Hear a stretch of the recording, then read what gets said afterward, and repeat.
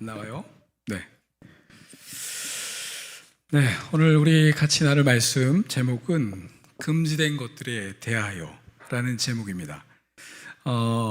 같이 나눌 성경 말씀은요, 누가복음 19장 1절에서 10절입니다. 같이 한번 읽어보도록 할까요? 네, 시작.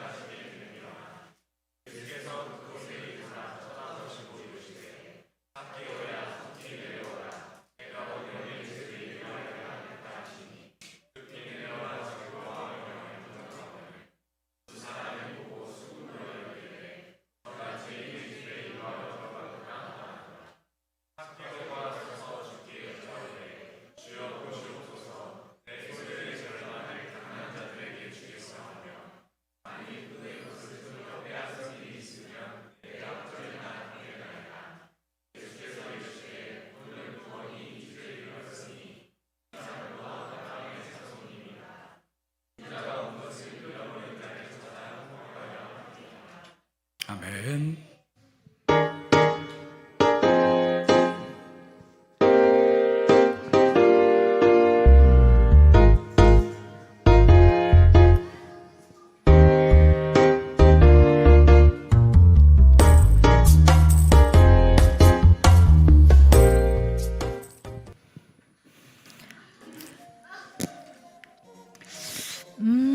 커피 한 잔의 여유.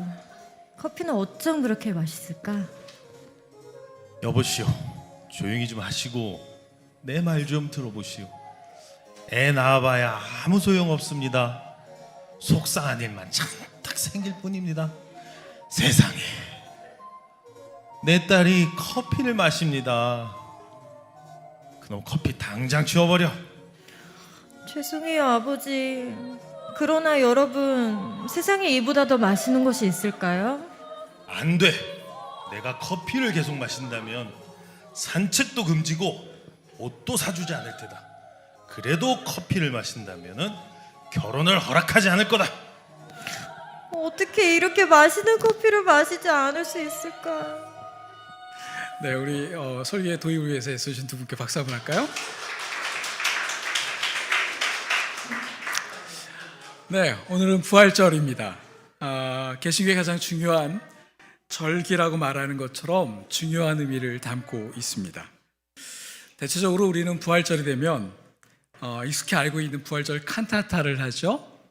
그래서 저희 교회는 조금 색다르게 칸타타를 하긴 하는데 커피 칸타타로 준비해 봤습니다. 네, 이것은 바흐의 커피 칸타타인데요. 지금 내용이 좀 이해가 되시나요?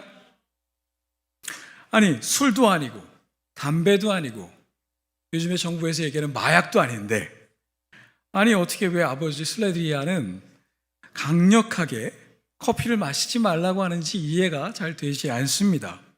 그러나 조금만 생각을 과거로 돌아보면 18세기 유럽에서는 커피는 남성들만이 마시는 전유물이었습니다.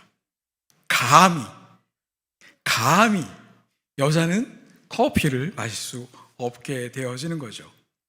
그래서 커피를 마실 수 있는 유일한 장소인 커피하우스라는 곳에 가보면요, 거기에 그렇게 돼 있답니다. 개나 고양이나 여자들은 출입이 안 됩니다 라고 말입니다. 네, 웃긴 말이죠. 바흐는 이 커피 칸타타를 통해서 이 금지되어 있는 것들에 대하여서 사람들에게 질문하는 것입니다. 커피는 정말 남성들에게 고상한 문화이지만 여성들에겐 악마의 음료일까요? 여러분 어떻게 답하시겠습니까? 맞나요? 네, 그렇다면 매일 주일마다 악마의 음료를 건네주는 목사는 네, 뭐가 되는지 모르겠습니다.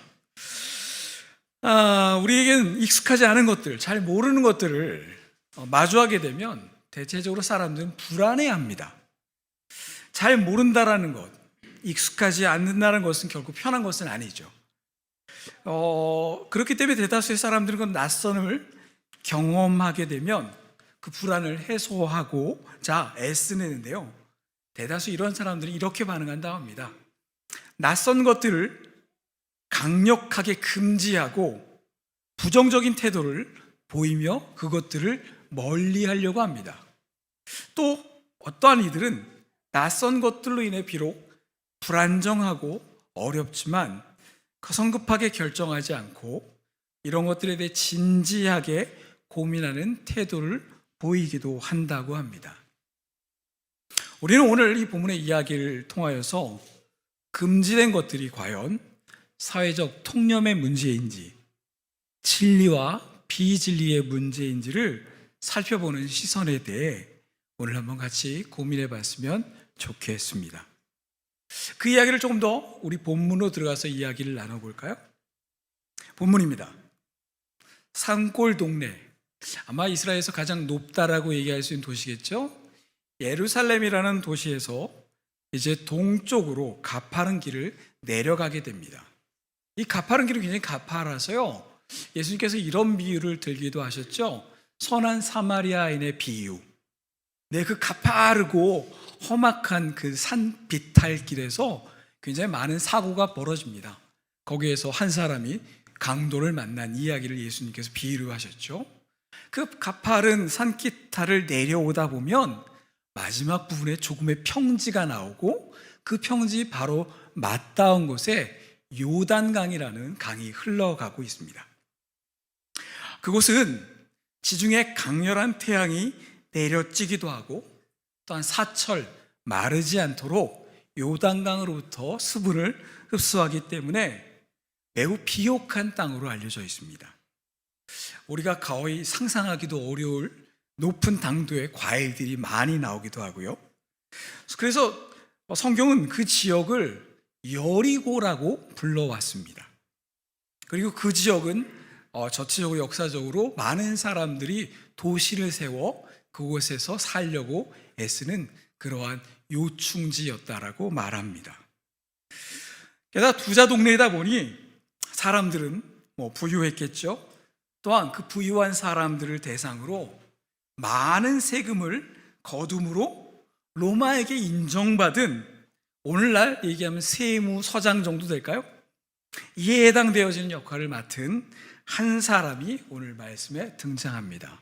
그의 이름을 성경을 뭐라고 하죠? 삭개오라고 이야기합니다. 이 삭개오라는 사람은 어떻게 좀 설명할까요?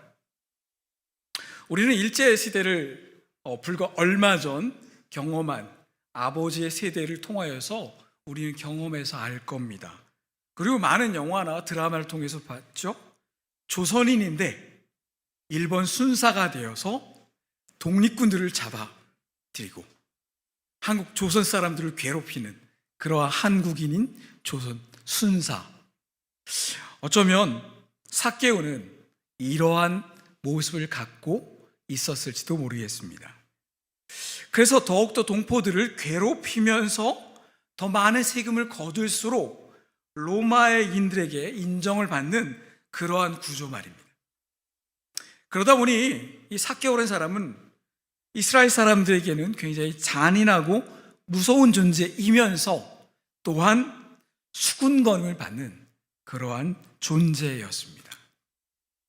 그런데 그 의로우신 예수님께서 가난한 자와 어려운 자와 힘든 자와 연약한 자들의 친구이신 그분께서 이 여리고에서도 강자로 손꼽히는, 그리고 여리고에서 사람들에게 미움을 받는 분노의 대상인 삭개오를 바라보고 그에게 다가가 이렇게 얘기합니다. 내가 너희 집에서 오늘 유하여야 되겠다라고 말입니다. 사람들은 예수님의 그러한 행동에 수군거리기 시작했습니다. 아니, 예수님도 돈 앞에서는 어쩔 수 없는 건가? 권력과 힘을 가진 사람들과 친해지고 싶은 것은 예수님도 마찬가지신 건가? 라고들은 수군거리기 시작했습니다.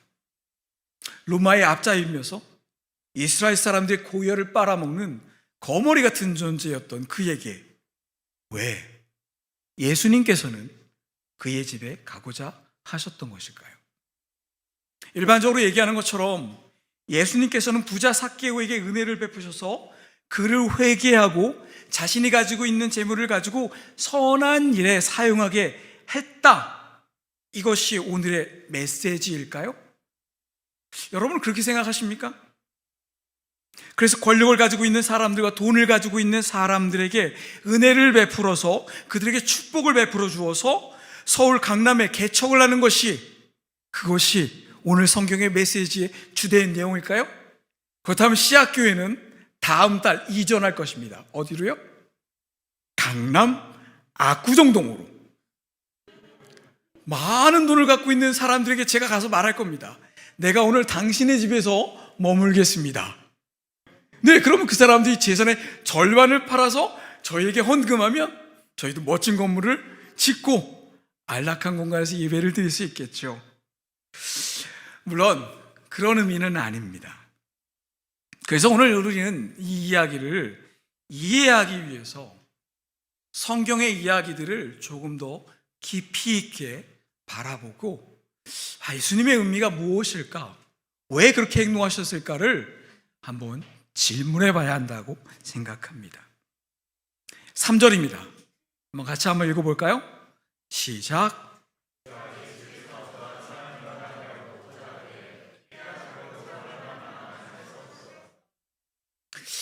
여기서 집중하고자 싶은 하나의 단어, 노란색으로 쳐져 있죠? 키가 작고. 자, 몇 센치부터가 작을까요? 한국 사회에서는 몇 센치부터가 작은 키인가요? 네? 누구한테 여쭤봐야 될까요? 정호, 몇 센치부터 작은 건가 우리? 180 이하는 다 작은 걸까? 150? 160?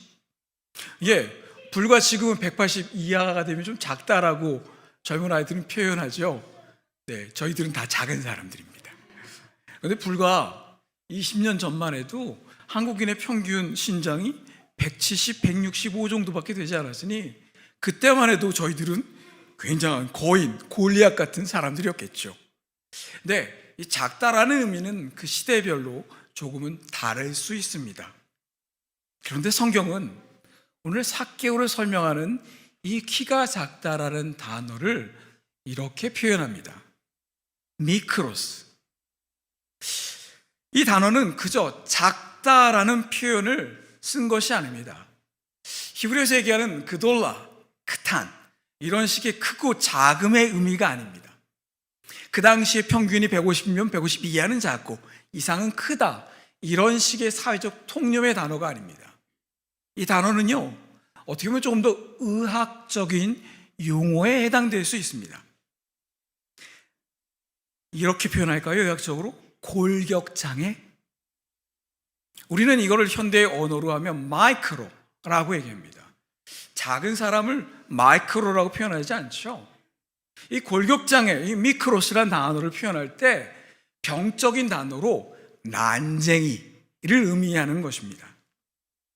그러니까 그는 정상적인 기준의 작은 사람이 아닌 병적으로 작은 난쟁이였던 것입니다.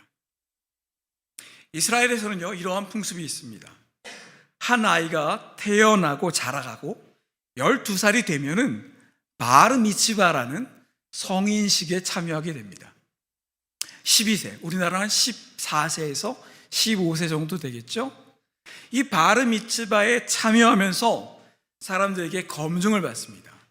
이 아이가 건강한 아이인지, 정상적으로 자라가고 있는지, 이스라엘의 혈통인지, 이것들을 살핀 이후에 그 절차들을 밟고 난 다음 그에게 이제 성인이 되었다라고 선언하기 시작합니다.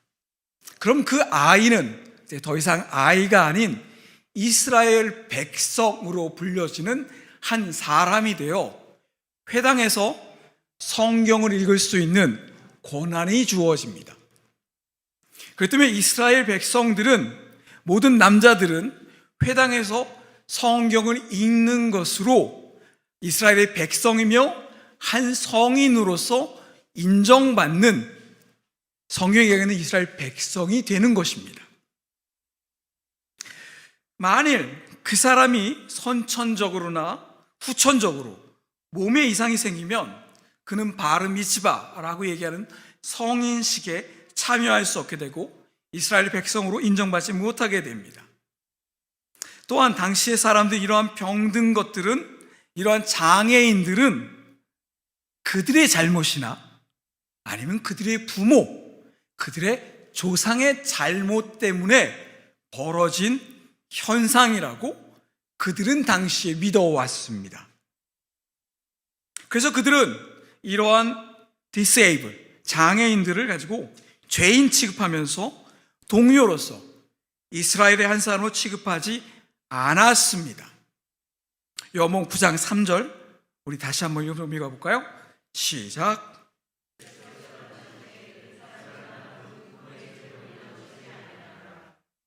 지금은 한센병이라고 이야기하는 나병 환자들도 눈이 보이지 않는 맹인으로 태어난 바디메오 같은 사람들은 난장이로 태어거나 다리를 절거나 걷지 못하거나 듣지 못하거나 말하지 못하거나 이러한 사람들은 이스라엘 백성이 될 수 없는 것입니다.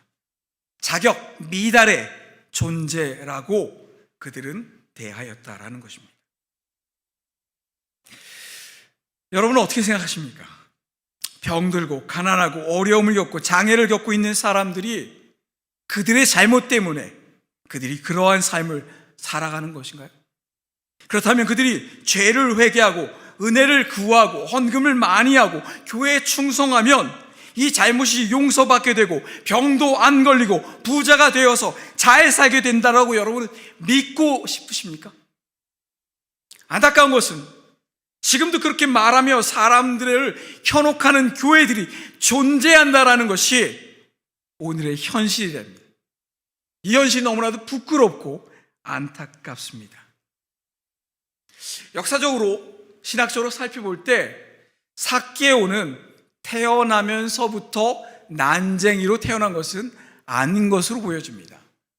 왜냐하면 성경에서 그 태어난 아이가 그러한 디세이블을 갖고 있는 장애로 태어난 경우는 이름을 지어주지 않습니다.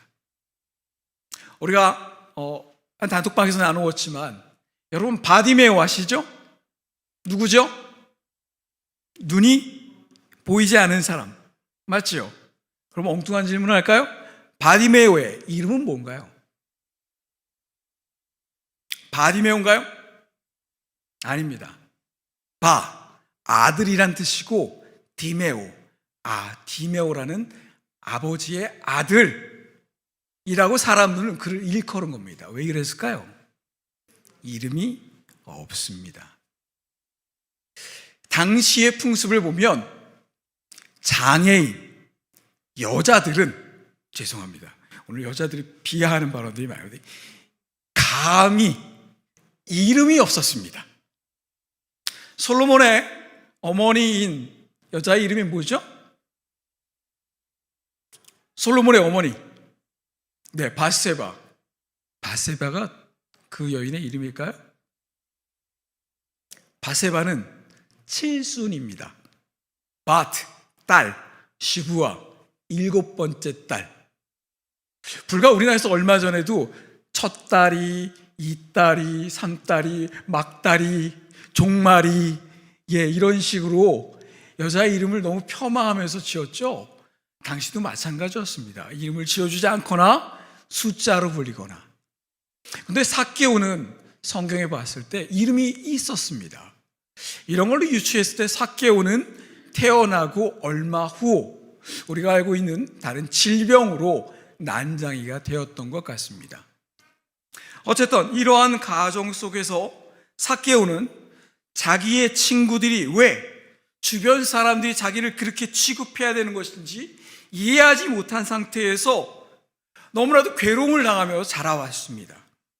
이방인을 취급을 당한 거죠.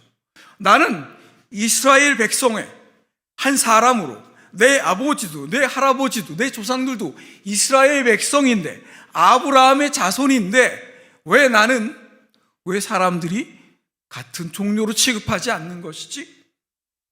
나쁜 짓을 하지도 않았고 그냥 그렇게 되어진 것뿐인데 동네에서 같이 자라난 친구들은 그를 친구로, 이웃으로, 이스라엘 사람으로 그를 대해주지 않았고, 함께 자라난 이 모든 이들이 참여하는 성인식에 마저도 참여하지 못하게 되어 이스라엘 회당에서 열리는 예배에도 참여할 수 없는 버림받은 이방인이 되었다라는 것입니다. 그렇게 버림받은 존재로서 살던 그는 분노와 미움으로 마음속에 괴로움을 안고 살아왔고, 마침내 자신을 인정해주는 어떠한 존재를 만나게 됩니다. 그들은 당시 이스라엘을 지배하던 사람들이었습니다. 로마인들이었죠. 이스라엘 사람들의 사정을 가장 잘 알고 그들에게 분노를 가진 사람. 삭개오는 이스라엘을 지배하고 있는 로마인들에게는 아주 적합한 사람이었습니다. 로마인들은 그러한 분노를 가진 이 사람을 세리로 삼았고 그 역할을 그에게 맡겼습니다. 그리고 삭개오는 로마인들이 기대했던 것보다 훨씬 더 그 일들을 잘 해내었고, 그렇게 인정을 받아 세리의 장, 이 대기까지 승진하게 된 것이죠.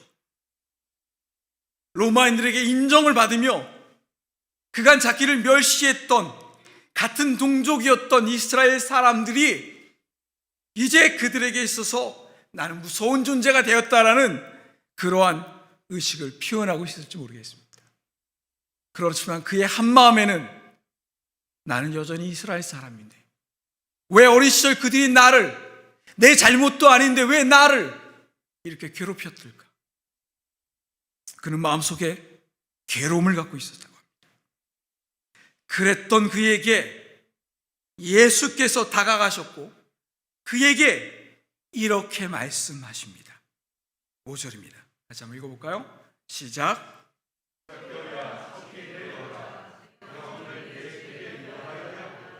그러자 사람들은 수군거리며 예수님께서 민족의 반역자이며 로마의 앞잡이의 집에 가신다며 예수님을 의심하기 시작했습니다. 7절입니다. 같이 읽어주시죠. 시작.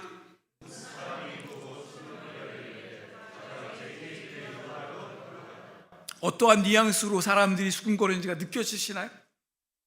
그러나 예수께서는 삭개오가 살아왔던 그 삶의 과정을 이해하시고 아실 수 있는 신적 존재였기 때문에 그가 살아오면서 겪었던 외로움과 슬픔, 그리고 함께 하고자 했지만 어찌할 수 없는 한계의 편견 속에서 괴로워하며 또한 분노하며 지났던 과정을 다 아셨기에 삭개오와 그를 둘러싼 사람들에게 다음과 같이 명확한 선언을 이제 예수께서 이야기하시는 겁니다. 같이 한번 읽어볼까요? 시작.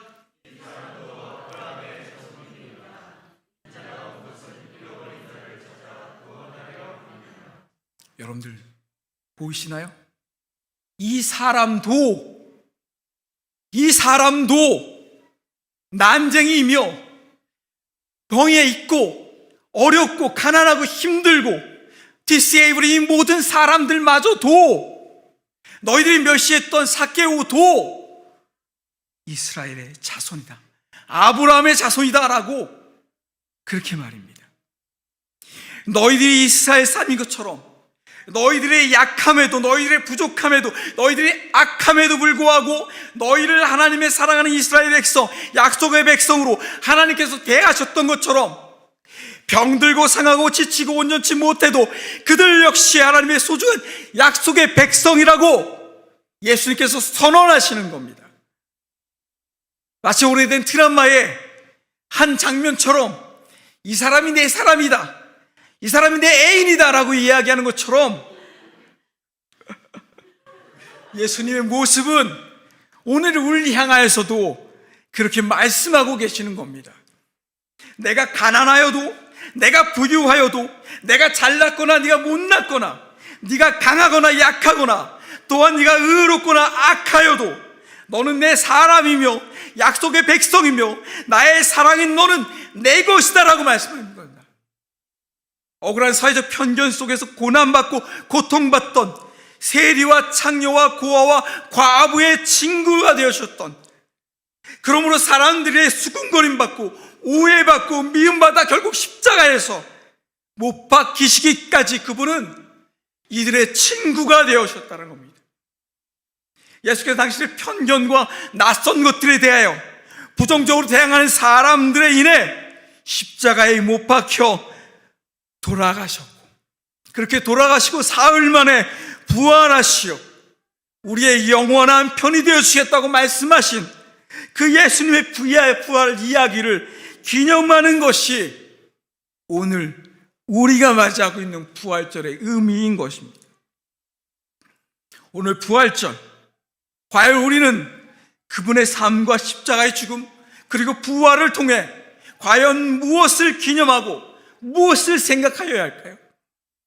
예수님을 지적으로 모셨던 제자들은 그 부활을 생각하며 다음과 같은 결론에 도달했다라고 합니다.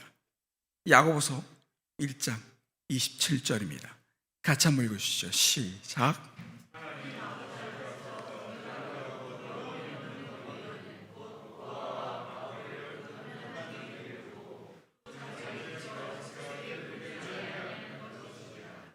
하나님께 예배하는 자는 신령과 진정으로 나아가 그분이 원하는 뜻대로 살아가는 것이 예배라고 얘기했습니다. 오늘 우리의 주일의 예배는 그러한 의미를 갖고 있는 장소입니다. 그저 주일 11시 반이 되어서 나와서 종교적 예선에 빠져드는 것이 우리 예배가 아니라 신령과 진정으로 그분의 뜻대로 살아가기 위해 애쓰고 다짐하는 시간이 주일의 예배인 것입니다. 예배가 거룩하고 경건하기 위해서 어떻게 한다고요? 고아와 과부를 그 환난 중에 돌보고 자기를 지켜 새 속에 물지 아니하는 것. 내 신앙은 종교적 카타르시스가 아닙니다. 신앙은 실존하신 신이신 하나님께서 과연 그의 피조물들이 어떤 삶을 살아가야 되는지에 대해 관심 갖고 그분의 뜻대로 살아가야 하는 것입니다. 그렇게 이제 우리에게 남은 것은 수천 년 동안 예수님의 부활을 기념해온 우리가 기억해야 할 것은 오늘 제자 야고보가 얘기했던 것 같은 그러한 삶을 지금부터 살아가는 것입니다. 여자가 커피를 마셔도 되고, 편견을 버리고 그들을 수용하며 사랑하고 그 결론에 이르기까지 겸손하고 또한 존중하는 마음으로 살아가는 예수의 사랑으로 대하는 세상, 이것이 예수님께서 오늘 부활절을 맞이하며 우리에게 이야기하고 싶은 이야기입니다. 여러분 한 사람 한 사람을, 우리의 부끄러운 삶의 그 과정들을 다 아시는 그분께서도 여러분을 귀히 여기시고 소중한 내 백성이라고 얘기하시며 불러주신 것처럼 우리도 그들에게 다가가야 할 것입니다. 같이 기도할까요? 오늘 말씀을 들으시면서 여러분께서 생각하시는, 하나님께 주시는 마음들을 조용한 음성으로, 마음의 소리로 하나님께 기도로 나아갑시다.